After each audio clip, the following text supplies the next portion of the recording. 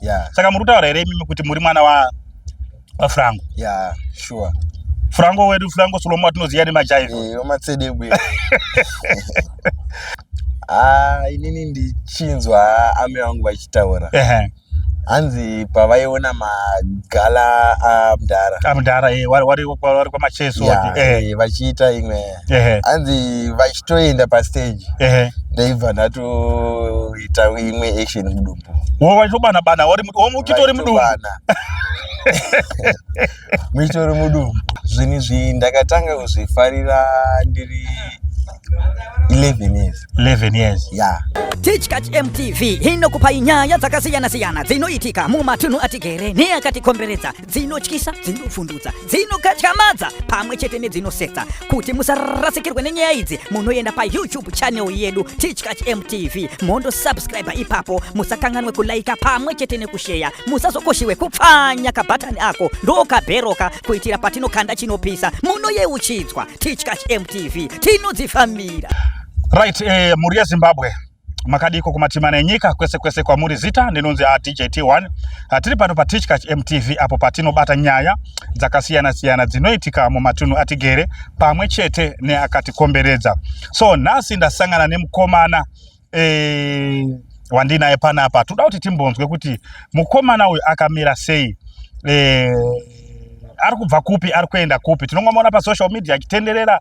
So nhasi toda kuti tinzwe zita rake kuti anonzi ani. Right, mukoma makadi? Mukoma tichika. Ndiri panguda kuti musimudze voice kuti vanhu vanyatse kudini. Okay, vanhu vanyatse kukunzwa. Imi ndi munoitwa ani? Inoitwa Nathan Daka. Nathan Daka. Yeah. Ko rebasa? Rebasa Frango Solomon Jr. Frango Solomon Jr. Yeah. Saka muri kutaura here mimi kuti muri mwana wa Frango? Yeah, sure. Frango wedu, Frango Solomon tinoziya nemajaivho. Umatsedebwe. Right. Ndinoona muchiita zvekutamba, ndingati makatodza baba. Yeah. Mukoma Junior. Right, ndiudzai kuti zvakatanga sei? Inini ndichinzwa ame wangu vachitaura. Hanzi pavaiona magala amudhara wari kwamacheso vachiita imwe hanzi vachitoenda pastage ndaibva ndatoita imwe action mudumbu wachitobana-bana muchitori mudumbu muchitori mudumbu. Okay. Yeah. Wachiona mudhara achienda pastage, saka iwe waitotanga kutobana-bana uri mudumbu. Yeah. Alright, ngatikitarisei wabuda mudumbu manje.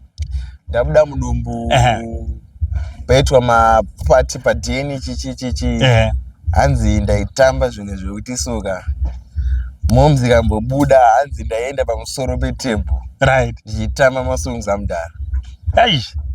Aiwa, tinotenda Mwari. Aiwa, chipo chakanaka. Saka iwopo wakazonyatsa kuona kuti izvozvizvi zvinhu izvi ndakuzvifarira, wakatanga kuzvifarira age ipi wakuziva kuti inini ndo zvandakuda zvekutamba sezvinoita baba? Zvinhu izvi ndakatanga kuzvifarira ndiri 11 years. 11 years. Yeah. Zvokuti waitotamba vamwe vana vaitomira kana nevanhu vakuru vaitomira kuti mukomana ari kutambawo? Angatori mahwana. Alright. Yeah. Saka pane zvino izvi Frango Junior, tiri kuona uri kufamba nababa muchiita live show. Yeah, sure. Wakatanga rini kufamba nababa? Kufamba nababa ndakatanga this year 2025. Alright. Yeah. Ndichimboona kuti kana pachiimbwa panoimbwa sei, mavhokals anoitwa sei, gitare recho ngosirwochi ilegacy namudhara. Alright. Yeah. Okay.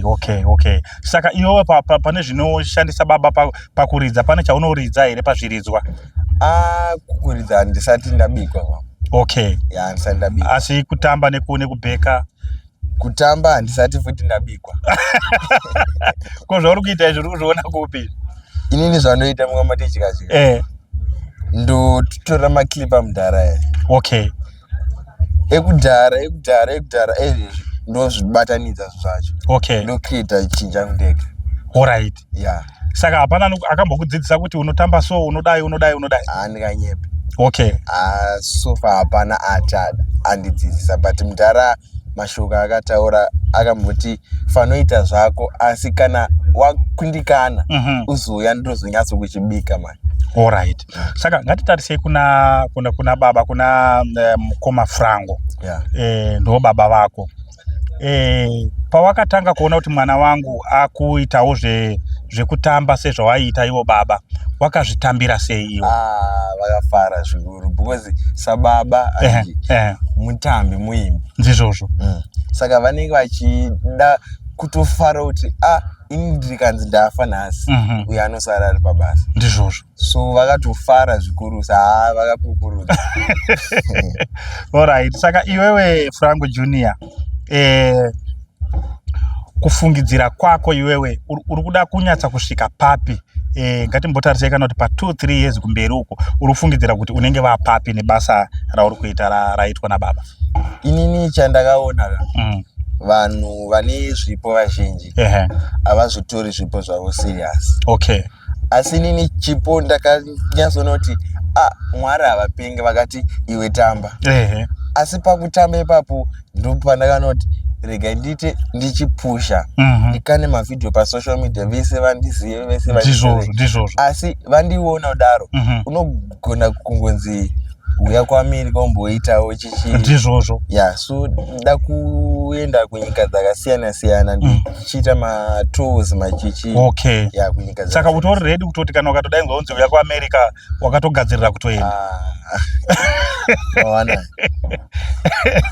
Aiwa, tinotenda. Apa ndinambobvunza kuti makore ako ni makore mangani iwewe?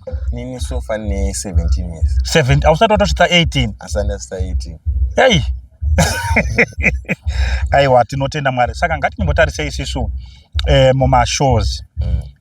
Zvichida pamwe baba havana bendi nhasi, ukadaidzwa nevamwe vanhu kuti uya umbotitambirewo, zvakamira sei, unoenda here? Zvazvinoita zvakanakira Mudhara. Ana godoroti saka iwe wakubendi kwangu wachaende kumamwe kune mamwe mabhendi. Kana iye akatoti ukashedzwa usadade. Okay. Enda. Ndi baba manje waidaro? Ndi baba. Ukashedzwa wakadai enda. Okay. Usadade. Pamwe ndokutone mari yako kudarika kwangu. Alright. Swanzi vakakushedza enda usamboite kuti ndiri kupendwa Mudhara chichi enda kwawashedza. Okay. Aiwa, tinotenda Mwari kana pachinge pakadaro. Saka so nhasi wauya panapa paTechCatch MTV kuti mhuri yeZimbabwe inge ichikuona. Tikitaura ndi Frango Junior, mwana wa Frango Slomo, anozikanwa ane mukurumbira vakanyanya panyaya dzekutamba pamwe chete nekuimba. Une here mashoko auri kuda kuti mhuri yeZimbabwe waziwe usati wabva panapa? Mashoko anoda kupa mhuri yeZimbabwe ndekuti kudzimba uku kana mune mwana ane talent anditi ndizvozvo musamufose kuita engineer iye achiruka musoro. Musamufose kuita zvebhora iye achiimba. Kana maona kuti mwana ane chipo, tedzirai chipo chake. Pamwe imimi kare kwenyu maisakura muchiwana muita se, asi chipo chiri pamwanayo ndo chichaita se chichaita kuti mudye muwane zvese zvamukuda. Asi chandoda kunyanya kupa mashoko kumhuri yeZimbabwe kuti ngavarambe vachinditsigirawo pamaFacebook page yangu, maTikTok. Facebook page yako inonzi chii? Facebook page yangu inonzi Nathan Daka. Okay. TikTok ndizvozvo futi? TikTok ndo yandakazoshandisawo zita raMudhara Frango Slomo Junior. Okay. Aiwa, tinotenda Mwari. Aiwa, pakanaka. So mhuri yeZimbabwe ndi Frango Junior, mwana wa Frango Slomo wamunoziva nemukurumbira vekutamba pamwe chete nekuimba.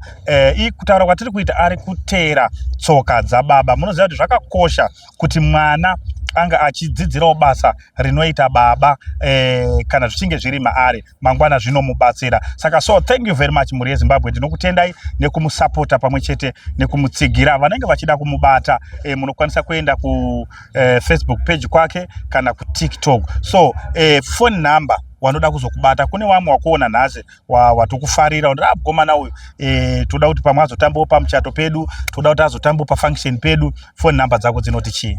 Phone number dzangu dzinoti 0781 933 112. Yeah. All right, aiwa, thank you very much.